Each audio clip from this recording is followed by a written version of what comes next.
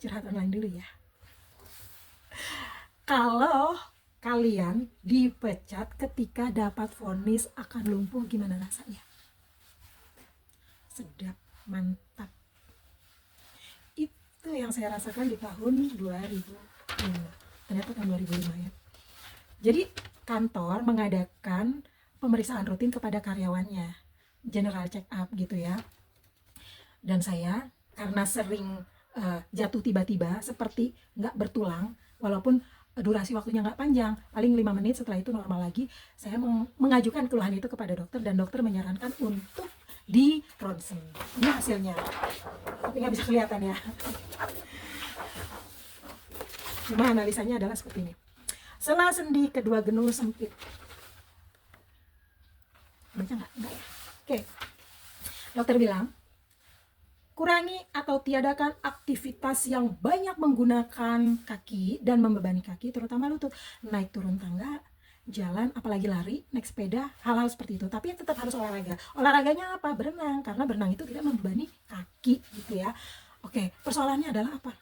Kantor saya, ruangan saya ada di lantai 2, jadi saya harus naik turun tangga. Belum lagi kalau ada klien, kita diskusi, karena saya di divisi training ya. Kalau diskusi kan kita harus terima tamu bolak-balik naik turun tangga.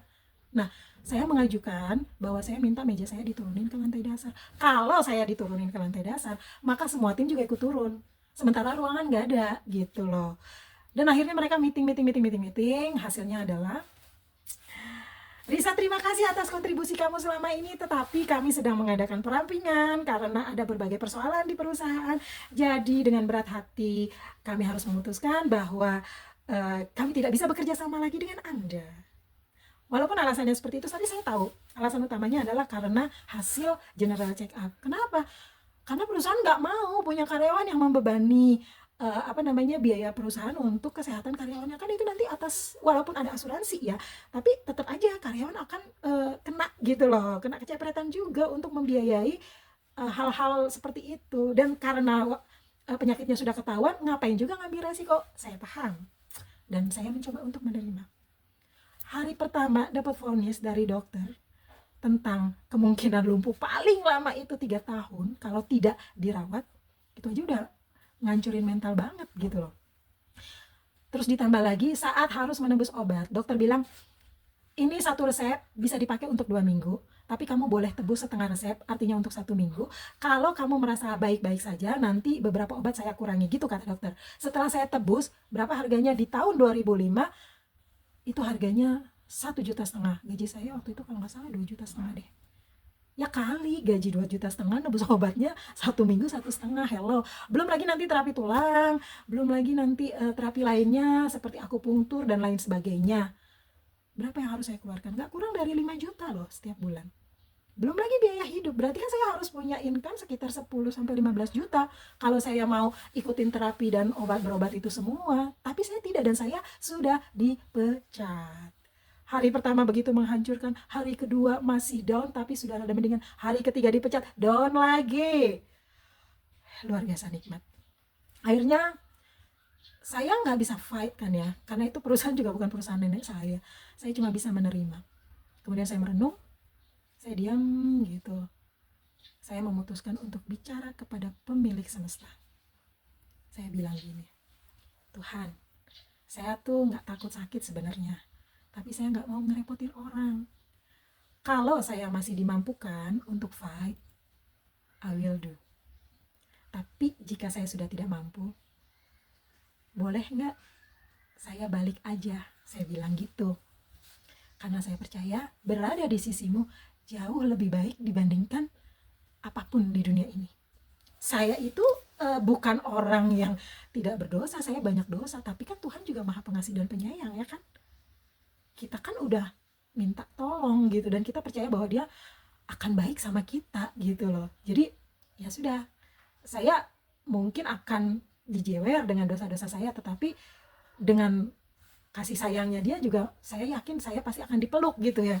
Nah, walhasil saya coret itu budget atau anggaran untuk berobat.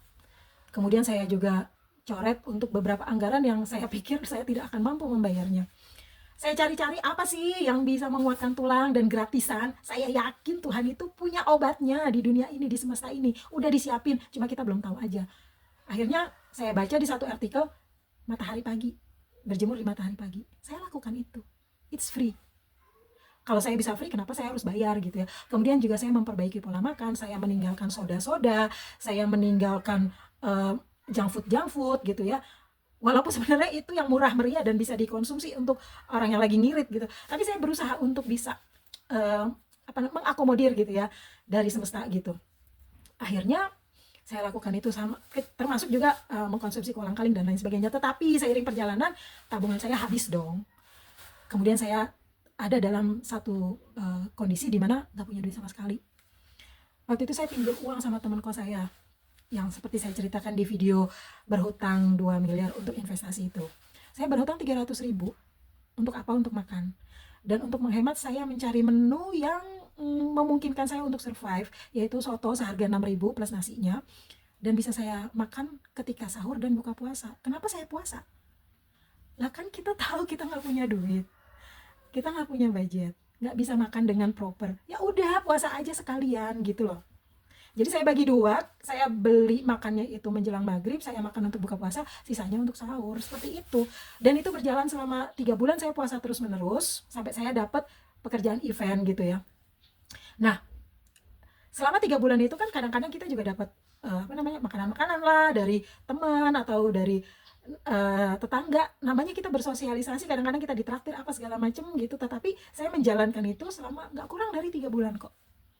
Setelah itu saya alhamdulillah dapat pekerjaan event dan saya punya sedikit tabungan, saya bisa mengembalikan hutang itu sambil juga saya melanjutkan hidup dan masih melakukan hal yang seperti itu. Itulah kenapa saya paling sebel banget kalau ada orang buang-buang makanan. Kalau kita lagi nggak bisa makan itu rasanya seperti itu. Masya Allah, please respect sama makanan. Oke, singkat cerita, karena saya sudah memutuskan untuk tidak tidak mau tergantung pada obat dan lebih menyayangi diri sendiri dengan cara memperbaiki pola makan dan istirahat yang benar gitu ya, termasuk juga memanfaatkan apa yang sudah semesta kasih ke kita.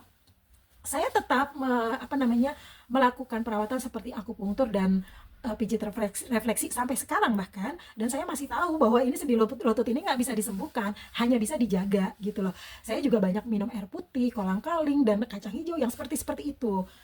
Lalu suatu hari saya lihat salah satu di status seseorang di beranda, dia seorang penulis, dia bilang gini, saya mau ke China selama 1 bulan dengan budget 3 juta, ada yang mau ikut nggak?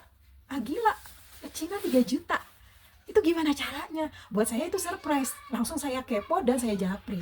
Akhirnya ngobrol-ngobrol, saya tanya bagaimana itu bisa budget 3 juta ke China selama 1 bulan. Dia cerita bahwa dia punya komunitas traveler seluruh dunia yang bisa ngasih tumpangan gratis, jadi zero cost untuk akomodasi. Nama komunitasnya itu Couchsurfing. Mungkin nanti lain waktu saya bisa cerita tentang Couchsurfing. Nah, akhirnya saya bilang saya ikut deh, saya langsung mutusin itu. Kemudian dia kasih tahu, kamu join Couchsurfing dulu, saya nggak bisa rekomendasiin kamu kalau kamu nggak punya profile. Jadi member Couchsurfing itu hanya percaya dengan profile yang ada di Couchsurfing, atau direkomendasikan, kemudian kan linknya diliatin ke kita gitu loh. Kita akan baca, oh ini profilnya gini-gini, karena di situ ada referensi negatif dan positifnya. Nah kalau banyakkan negatif ya nggak akan mereka terima. Siapa yang mau dapat tamu dengan referensi negatif banyak gitu kan. Akhirnya singkat cerita berangkatlah saya ke China, ketemu di Malaysia, di Kuala Lumpur. Meeting pointnya di Kuala Lumpur karena dia dari Solo, saya dari Jakarta. Di situ saya ketemu pertama kali, lalu jalan ke China. Saya memutuskan untuk ikut itu kenapa? Saya pikir kalau kenapa-napa dengan sendi saya, ya udah, saya sih nggak peduli, misalnya di tengah perjalanan saya halus selesai, ya sudah. Lagian kan saya nggak tahu, mungkin umur saya sudah selesai sampai di situ, sekarang saya sedang ada dana dan saya bisa jalan, kenapa saya harus menunggu kematian dengan sesuatu yang menyedihkan gitu. Ya udah, saya isi aja gitu. Tapi saya tetap berhati-hati, backpack saya juga nggak terlalu berat. Pada saat itu dia bilang backpack itu harus di packing setidaknya maksimal itu 10 kilo, kalau bisa 7 kilo gitu.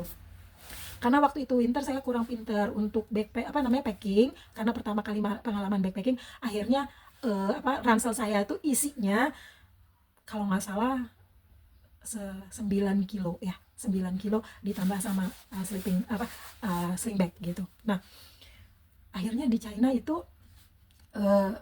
kami mengalami buat saya, bukan kami, buat saya karena ini pengalaman pertama ketemu dengan komunitas traveler di seluruh dunia. Saya merasa amazing. Gila, kalau kayak gini caranya traveling itu bisa murah ya.